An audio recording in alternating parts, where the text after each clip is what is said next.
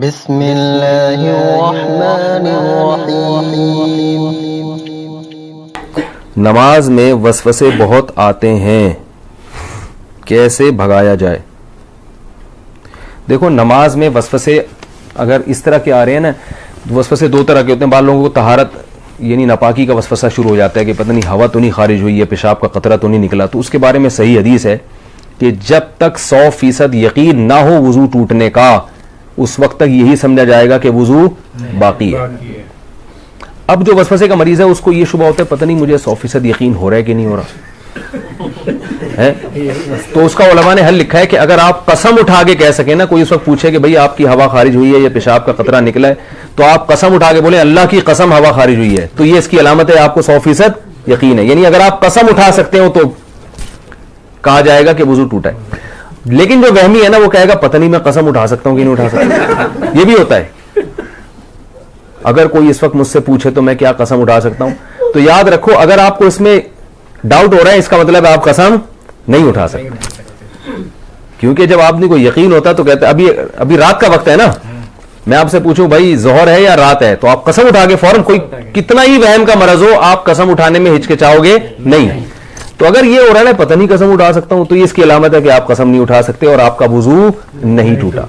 फिर ये फिक्र ना करें कि हकीकत में हवा खारिज हुई है नहीं हुई है, बस अल्लाह उसके रसूल ने जब कह दिया कि आपका वुजू बाकी है तो वुजू बाकी है। दूसरा वसवसा तजवीद का होता है। अल्हम्दुलिल्लाह को अल्हम्दु पता नहीं हा हलक से निकल रहा है कि नहीं निकल रहा, ये भी होता है। इतनी जोर जोर से पढ़ते हैं कि साथ वाले के लिए नमाज पढ़ना मुश्किल हो जाता है। तो ऐसे वसवसे के मरीज को चाहिए बस जल्दी से पढ़ लिया करे। किसी ने बड़ा अच्छा मलफूज भेजा हजरत डॉक्टर अब्दुल हई रहमतुल्लाह अलैह का, कि उनके पास एक शख्स आया और कहने लगा मेरे तो सजदे ही बेकार हैं, मेरी तो नमाज ही बेकार है, नमाज में दिल ही नहीं लगता और वसवसे आते हैं, पता नहीं कहाँ तवज्जो होती है, ऐसी नमाज का क्या फ़ायदा, ऐसे सजदों का क्या फ़ायदा।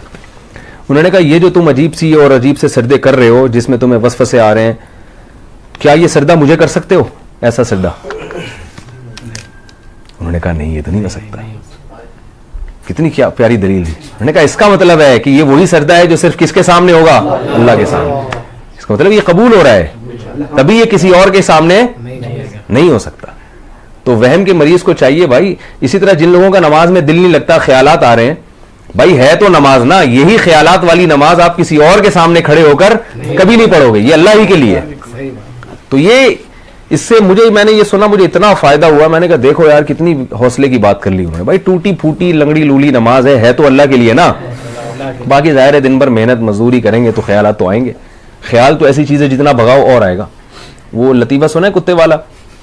वो एक पीर साहब ने किसी को, जाली पीर थे ना, तो ये तावीज़ भिंडों का काम बहुत करते हैं, तो इन्होंने किसी को तावीज़ दिया और 50-60 हज़ार रुपये उस तावीज़ की कीमत ली। उस देहाती को कहा कि ये तावीज़ है 50-60 हज़ार रुपये का है, और अब उनको पता था असर वरसर तो कुछ होगा नहीं, तो पैसे ये मांगने आ जाएगा। तो उन्होंने उस गंवार को, देहाती को कहा ये तावीज़ जब असर करेगा, जब घर में जब तुम दाखिल होना इस तावीज़ को लेके, तो काले कुत्ते का तस्वुर दिमाग में नहीं होना चाहिए। अब आप बताओ कौन घर में दाखिल होता है तो काले कुत्ते का तस्वुर होता है?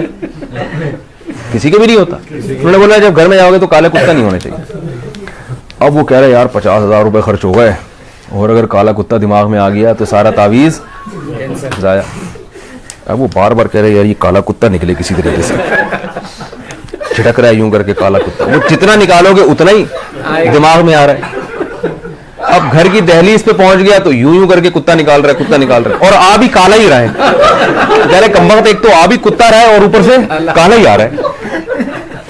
भाई 3 दिन तक ये करता रहा है, घर में दाखिल ही नहीं हो रहा, बच्चों को बाहर निकाल दिया, खाना इधर ही दो मुझे, जब कुत्ता निकलेगा तो घर में दाखिल होगा मैं। लेकिन कुत्ते ने तो और घुसना था। बिल आखिर यही हुआ कि घर में गया तो जहन में कुत्ता था। बाद में आया वो अपने जाली पीर से कहने लगा ये असर ही नहीं। उन्होंने मैं देखा, मुझे तो पता चल जाता तुम्हारे जहन में कुत्ता था, और अकीदत होगी कि एक तो उनको पता भी चल गया। तो वसवसा ऐसी चीज है जितना निकालोगे उतना ही आएगा। इसलिए हकीम उल उम्मा हजरत मौलाना शरफ अली थानवी रहमहुल्लाह ने लिखा है कि वसवसे का हल ये है कि ना निकालो ना खुद से सोचो, जो खुद से आ रहा है आने दो, आने दो। अल्लाह जब इसी वसवसे के साथ नमाज कबूल कर रहा है तो ठीक है। और वजू के बारे में सोचो ही नहीं, 3 दफा मुंह धो, उसके बाद सोचो ही नहीं यहाँ से कुछ यहाँ से कुछ। वहमी के मरीज हैं उनका कभी भी वजू नहीं हो सकता, उनको आप तालाब में डबो के निकालेंगे ना 6-6 दफा, फिर भी नहीं होगा उनका वुजू। तो ये बहुत बड़ी बीमारी है। इसलिए जो है ये वहम ऐसी बीमारी है कि डॉक्टरों, जो नफ्सियाती डॉक्टर होते हैं ना, उनको भी बीमारी हो जाती है। ये वहमियों का इलाज करते करते जो साइकेट्रिक होते हैं ना, ये भी हवाई बात नहीं है, ये भी तहकीक के बाद बता रहा हूं कि ये जो साइकेट्रिक होते हैं ना, जो नफ्सियाती इलाज करते हैं, कुछ दिनों के बाद इनको अपना इलाज भी करवाना पड़ता है। ये हकीकत है, आप किसी डॉक्टर से पूछ लें, किसी अपने से बड़े डॉक्टर के पास बैठे होंगे कि मुझे ये हो रहा है, ठीक है ना, क्योंकि हर वक्त इनके पास ऐसे मरीज आ रहे हैं जो उल्टी उल्टी बातें कर रहे हैं, तो थोड़ी देर में ये भी उल्टे उल्टे सोचना शुरू हो जाता है। कोई नॉर्मल बंदा ही नहीं आता इनके पास। तभी मैं वहमियों से बहुत डरता हूं। किसी को तलाक का वहम हो गया, किसी को जनाब तहारत का वहम हो गया, तो ज्यादा फोन आते हैं, फिर मैं उसको वहमियों की लिस्ट में डालता हूं। मैं कहूं भाई तू पागल है, हमको तो नहीं पागल बनाना, तो हम भी यही सोचना आना शुरू कर दें। इसलिए मैं 2-4 दफा अब नहीं बताऊंगा मसला। तो वो क्या हुआ था, वो इसी तरह एक बंदा गया, उसको वहम हो गया था कि मैं बंदर हूं। तो वो डॉक्टर साहब के पास गया, डॉक्टर साहब मुझे वहम है कि मैं बंदर हूं। डॉक्टर ने कहा पंखे से नीचे उतरोगे तो बात करूंगा ना भाई मैं।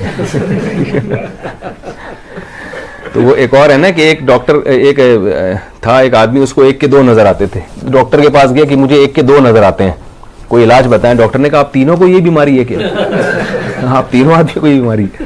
तो बाज़ दफा डॉक्टर खुद उसमें मुब्तला होता है। तो वहम का इलाज खुद ही कर सकते हैं भाई। वो क्या है कि वहम को लिफ्ट ना कराएं।